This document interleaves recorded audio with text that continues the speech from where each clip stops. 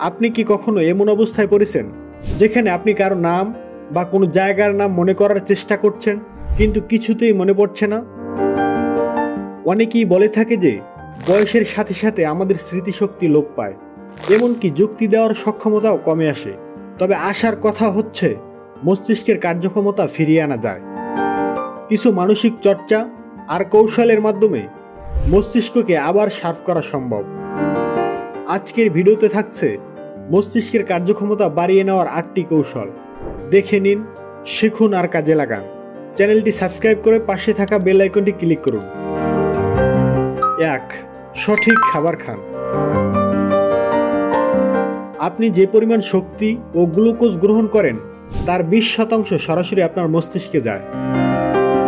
এ কারণে আপনার মস্তিষ্কের কার্যক্ষমতা নির্ভর করে দেহের গ্লুকোজের পরিমাণের উপর।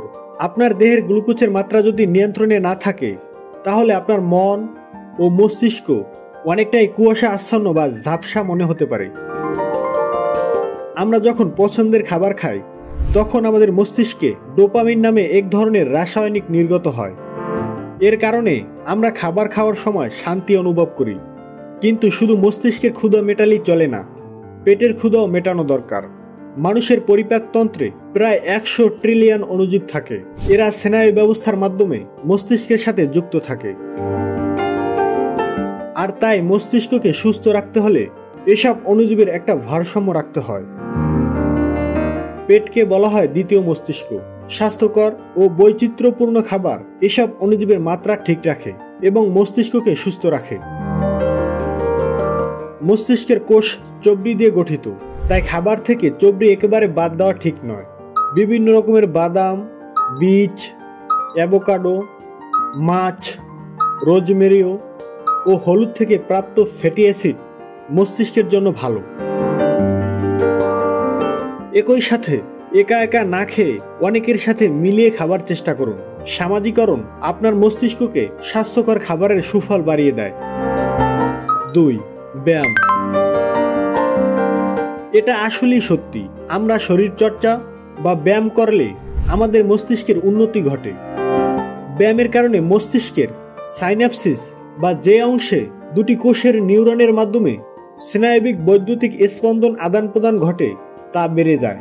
ফলে মস্তিষ্কে আরও বেশি যোগাযোগ স্থাপিত হয় এবং অতিরিক্ত কোষ গঠিত হয়। হৃদযন্ত্র সুস্থ থাকার মানে হচ্ছে আপনি আরও বেশি অক্সিজেন গ্রহণ করতে পারবেন এবং শরীর থেকে বিষাক্ত পদার্থ বের করে দিতে পারবেন।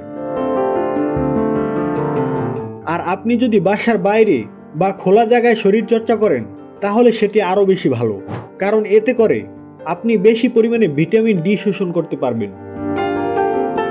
ব্যায়াম করার সময় নতুন কোনো পরিবেশ ঘুরে দেখুন। এতে অন্য মানুষের সাথে মতামত বিনিময় কিংবা তাদের কাছ থেকে নতুন কিছু শেখার সুযোগ হয়। এর মাধ্যমে নতুন কোষগুলোর জন্য আপনি একটি সার্কিট তৈরি করতে পারবেন। যেমন আপনি যদি বাগান করতে পছন্দ করেন তাহলে একা বাগান না করে কোনো একটি গ্রুপের সাথে যুক্ত হয়ে বাগান করা শুরু করুন। কিংবা আপনার যে শখটি আছে তা একা একা না করে একই শখ রয়েছে এমন একটি গ্রুপের সাথে যুক্ত হয়ে যান। এতে নতুন নতুন বন্ধু তৈরি হবে।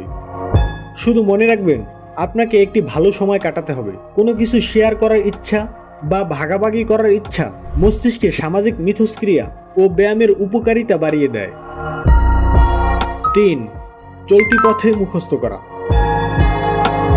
চলতি পথে মুখস্থ করার অভ্যাস বিভিন্ন গবেষণায় প্রমাণিত এবং অভিনেতারা এই বিষয়টি চর্চা করেন।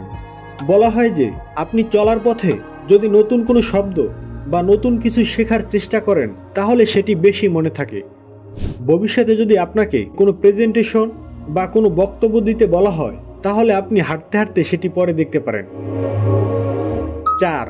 বিরতি নিন।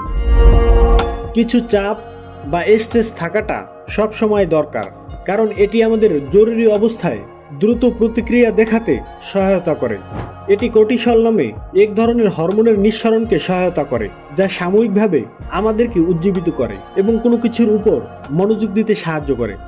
কিন্তু দীর্ঘদিন ধরে চলতে থাকা উদ্বেগ ও দুশ্চিন্তা এবং অতিমাত্রা অস্বস্তিকর চাপ আমাদের মস্তিষ্কের জন্য ক্ষতিকর।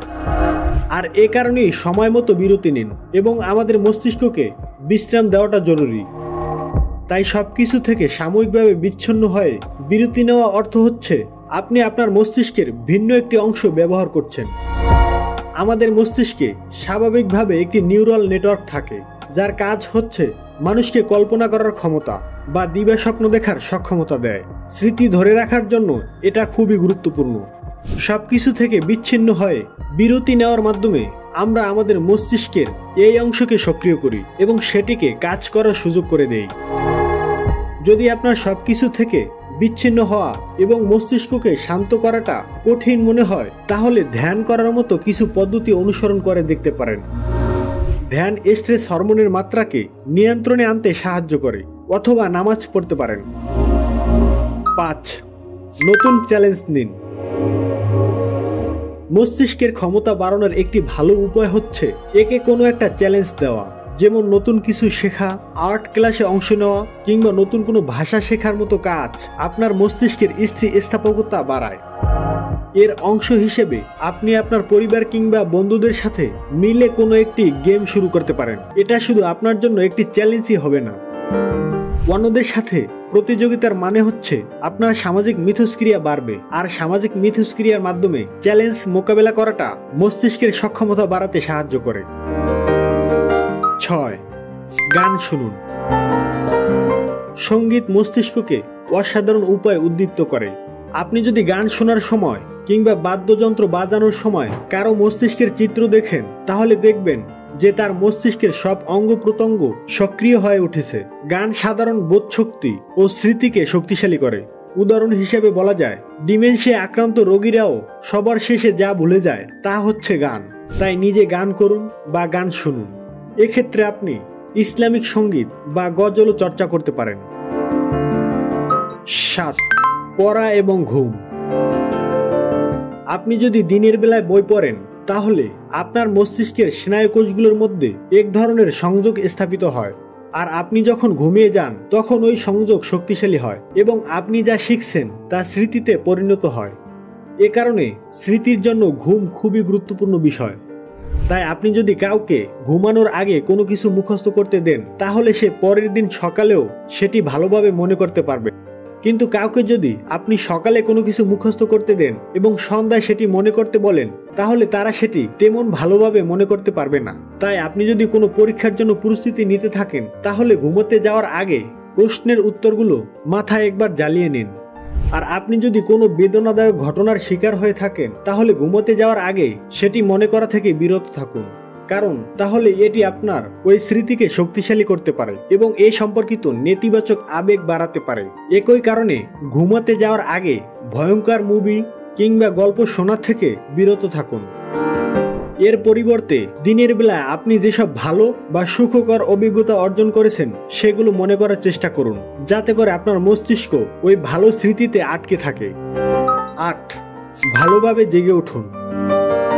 ঘুম যেমন স্বাস্থ্যের জন্য গুরুত্বপূর্ণ, তেমনি আপনি কিভাবে ঘুম থেকে জেগে উঠেছেন সেটিও গুরুত্বপূর্ণ। কিন্তু আপনি দিনের বেলায় কতটা সচেতন বা চাঙ্গা থাকবেন তা নির্ভর করে আপনি কিভাবে ঘুম থেকে জেগে উঠেছেন তার উপর। সাধারণত অন্ধকার ঘরে ঘুমানো উচিত এবং আলো বাড়ার সাথে সাথে ধীরে ধীরে জেগে ওঠা উচিত। সাধারণত ভোরবেলায় এ ধরনের পরিস্থিতি থাকে। সূর্যের আলো বন্ধ চোখের পাতার ভেতর দিয়ে গিয়ে মস্তিষ্ককে প্রস্তুত করে জেগে ওঠার জন্য, যাতে করে কর্টিসল হরমোনের নিঃসরণ পর্যাপ্ত হয়। কারণ আপনার দেহে এই হরমোনের মাত্রাই ঠিক করে যে আপনার মস্তিষ্ক সারাদিন কতটা কর্মক্ষম থাকবে। এক্ষেত্রে আপনি এমন একটি অ্যালার্ম সিস্টেম কিনতে পারেন যেটি ভোর হওয়ার মতো পরিস্থিতি তৈরি করে বা ধীরে ধীরে আলো বাড়ায় এবং আপনি স্বাভাবিকভাবেই জেগে উঠতে পারেন। আর যাদের ঘুম অনেক গভীর হয়, তারা এই আলোর সাথে যাতে শব্দ থাকে সেটিও খেয়াল রাখুন। এই উপায়গুলো আপনার মস্তিষ্কের ক্ষমতা বাড়াতে সাহায্য করবে। তাহলে দেরি কেন, আজ থেকেই চেষ্টা শুরু করুন। যদি ভিডিওটি ভালো লাগে তাহলে লাইক দিন, শেয়ার করুন এবং সাবস্ক্রাইব করতে ভুলবেন না। জীবনের কঠিনতম কাজগুলোর একটি কি জানেন? আত্মনিয়ন্ত্রণ। এটি শুধু কঠিন নয়, বরং সাফল্যের অন্যতম প্রধান চাবিকাঠি। আত্মনিয়ন্ত্রণ সম্পর্কে জানতে আমাদের এই ভিডিওটি দেখুন। ধন্যবাদ, ভালো থাকবেন, সুস্থ থাকবেন। ভিডিওটি কেমন লাগলো নিচে মতামত জানাতে ভুলবেন না।